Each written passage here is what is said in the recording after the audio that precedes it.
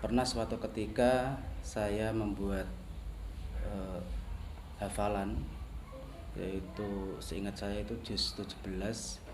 Saya membuat hafalan, lalu Gus Raub itu lewat di depan saya, membenarkan bacaan saya yang salah. Dibenarkan, lalu Gus Raub bilang, saya ini enggak hafal Al-Quran, tapi kalau ada orang yang membaca Al-Quran, saya bisa meneruskan atau saya hafal gitu.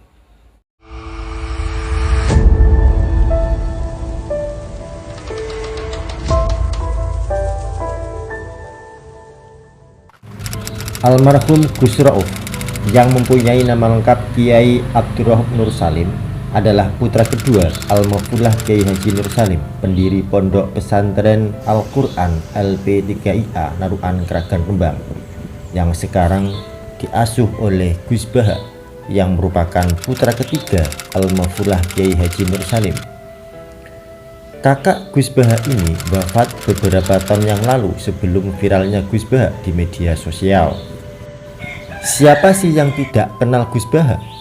Kiai asal Rembang, kelahiran 15 Maret 1970, yang saat ini masuk di jajaran Rois Suriah PBNU. Beliau ulama ahli tafsir Al-Quran, merupakan murid kesayangan Kiai Haji Maimun Zubair Sarang, yang saat ini menggemparkan media sosial dengan ceramah-ceramahnya yang mampu menghipnotis semua kalangan.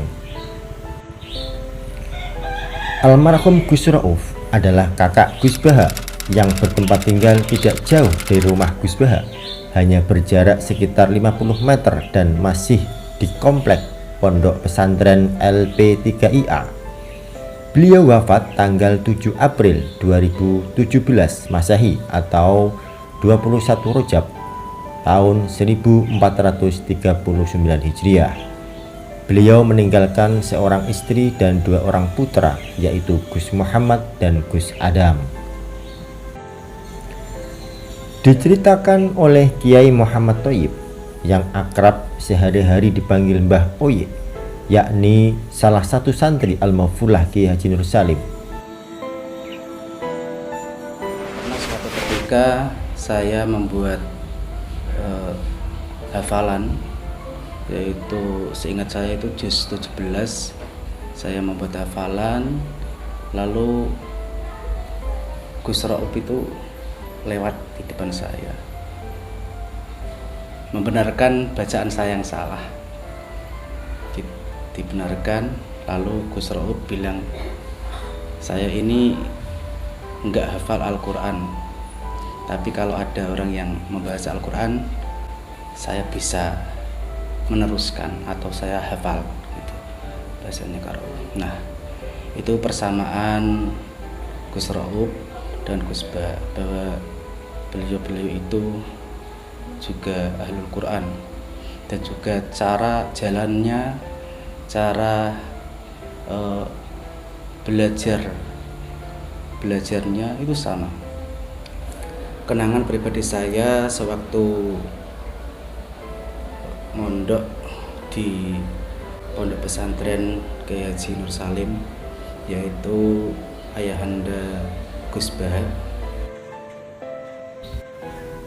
Mbah Oye yang juga pengasuh Yayasan Pendidikan Al-Quran Hidayatul Quran Tegal Mulyo Kragan ini mengatakan bahwa antara Gus Raub dan Gus Baha mempunyai kesamaan, yaitu sama-sama ahli Al-Quran dan daimul wudhu atau selalu melanggengkan wudhunya.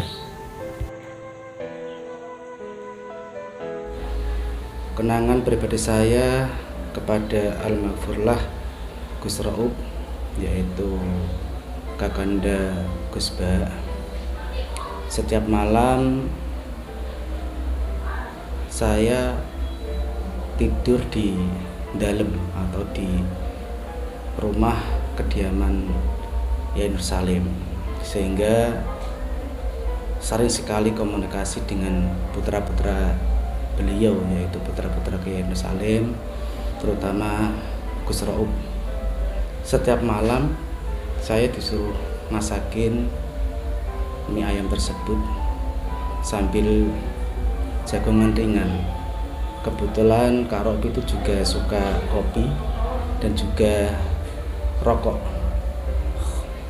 Nah, setiap malam sekitar jam 11 beliau selalu minta dimasakin mie goreng, sinambi nonton TV, ngopi, dan juga sambil menunggu jam tayang sepak bola di televisi. Nah, terkadang sambil nonton TV hingga sampai jam 1:30 pagi, beliau selalu mengajak saya untuk belajar. Otomatis saya belajar menghafal Al-Quran, dan beliau Kak Rob sholat tahajud dan juga belajar dengan tumpukan kitab yang banyak di atas meja kecil. Beliau belajar dengan seriusnya. Yang identik persamaan cara Kak Rob, atau biasa kami memanggilnya Kak Rob, itu cara memakai kopiah. Memakai kopiah itu selalu rambut depannya pasti kelihatan. Nah, itu hampir sama dengan cara berkopiahnya Gus Baha.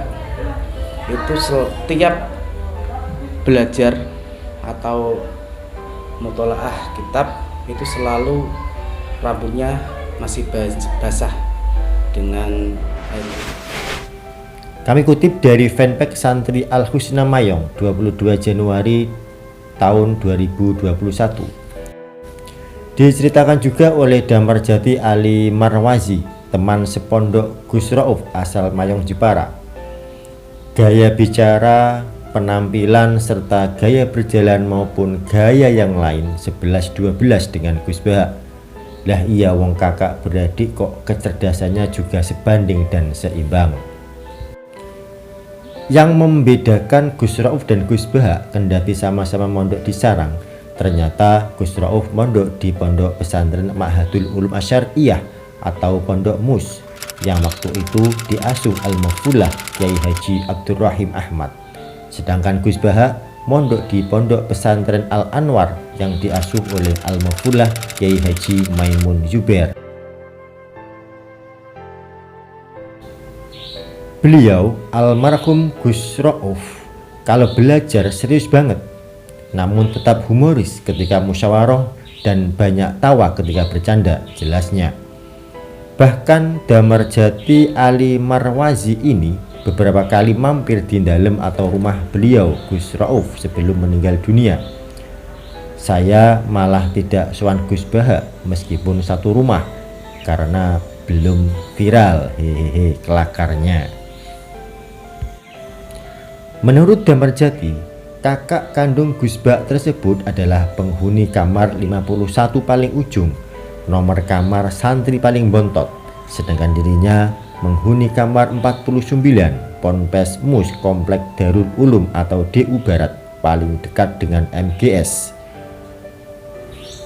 Yang paling teringat dan tak pernah lupa imbuh Damarjati Ali Marwazi adalah komitmen almarhum Gus Rauf untuk selalu menghidupkan malam dengan mutolaah, belajar dan membaca kitab. Far, kita jaga Darul Ulum atau DU Barat ini jangan sampai lampu padam, karena tidak ada yang belajar dan mutolaah. Kalau sampean sudah ngantuk, bangunkan saya. Kalau saya capek, ntar kita ngopi. Hahaha, canda Gus Rauf. Tapi kata-kata Gus Rauf benar-benar nyata. DU Barat bertahun-tahun lampu terasnya tidak pernah mati.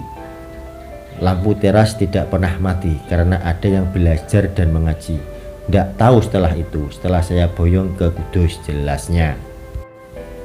Menurut Damarjati, andai beliau Gus Rauf belum dipanggil Allah Subhanahu wa Ta'ala, mungkin ada matahari kembar yang moncer menerangi Indonesia dalam berdakwah.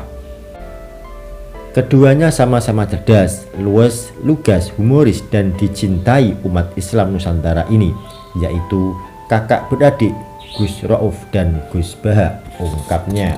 Semoga bermunculan generasi-generasi seperti Gus Rauf dan Gus Baha. Semoga almarhum diampuni segala dosanya, diterima amalnya, dan dimuliakan di sisinya. Amin. Al-Fatihah.